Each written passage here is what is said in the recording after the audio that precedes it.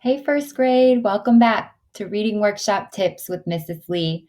I'm so glad to be back reading with you again today. Of course, Lindsay Lamacorn is here today. And today we have our super cool YouTube workbooks.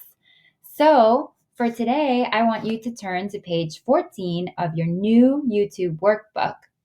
And you'll see that on the top of this page, it says 5/12 for May 12th.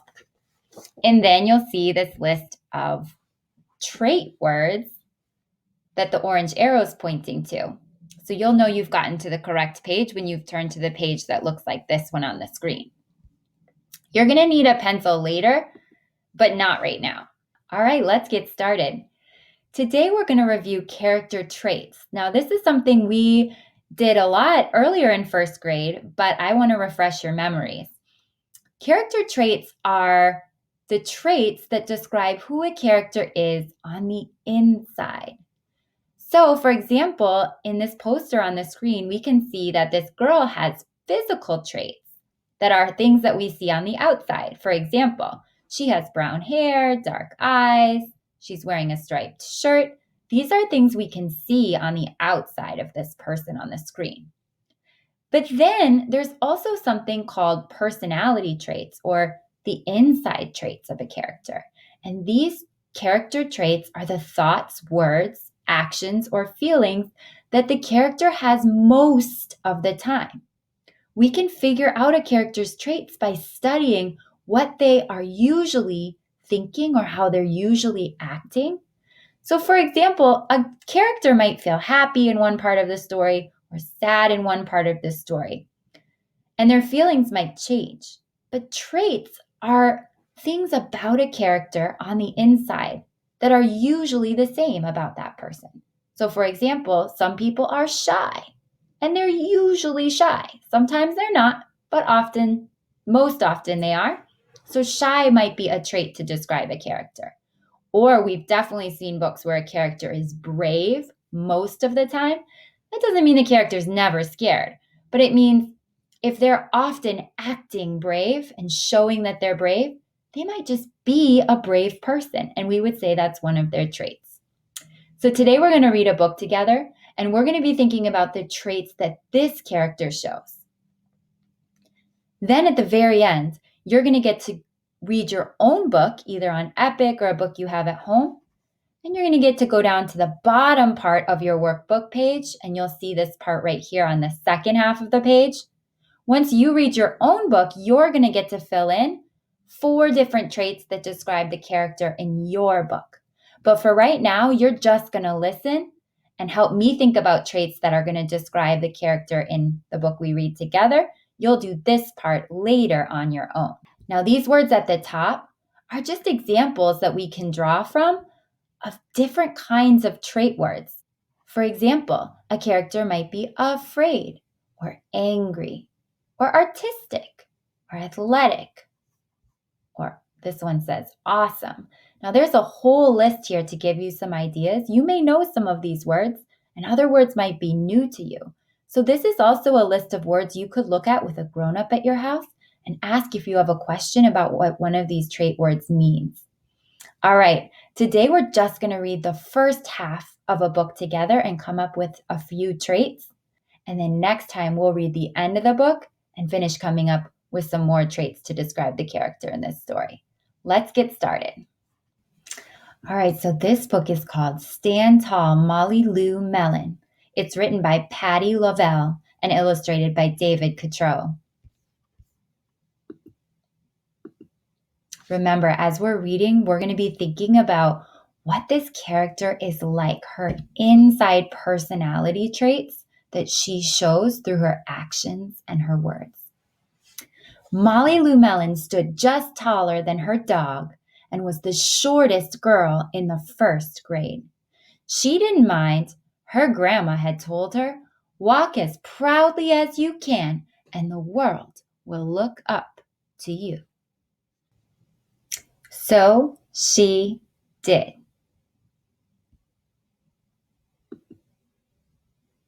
Molly Lou Melon had buck teeth that stuck out so far she could stack pennies on them. She didn't mind. Her grandma had told her, smile big and the world will smile right back alongside you. So I want to pause here and let's think for a moment. From what we've read so far, what would be some traits we could use to describe Molly Lou Melon? Well, I'm going back to this page and seeing her grandma said she should stand tall and be proud of herself. And I see her going down the staircase there. She looks like she's pretty brave. She's definitely not scared. So I'm thinking maybe one of the traits that she shows is she's a brave person. Let's keep reading and see if her actions in the rest of the story show that she's brave at other times too. Now, I also am noticing in this part that she's looking in the mirror, and even though she has buck teeth, that means her two front teeth are very large. Some people might be embarrassed if their teeth look different or bigger than other people. But look at this page. It says, her grandma said to smile big, so she did. And on the page before we saw she was looking in the mirror and she was proud of those buck teeth. So I'm trying to think of a trait word that would describe somebody who likes the way they look, no matter what other people think. Can you think of what that word might be? That's right. The word is confident. So far, I'm thinking she's brave and she's confident. Now let's keep watching her words and actions and see if that's true in the rest of the story. Molly Lou Melon had a voice that sounded like a bullfrog being squeezed by a boa constrictor. Boa constrictor, we know, is like a big snake. So if his voice is getting squeezed, maybe it sounds like this. Kind of silly. So she did. Oh, she's still not embarrassed. She's still not shy. She's very confident. She's going to sing no matter what her voice sounds like. And everybody's enjoying it. Molly Lou Melon was often fumble-fingered. Now we might not know what that means at first, but by looking at the picture, I bet we can figure it out. It says Molly Lou Melon was often fumble-fingered. She didn't mind. Her grandma had told her, believe in yourself and the world will believe in you too. So I'm looking at this picture. Now you take a close look. What do you think it means when it says she was often fumble-fingered?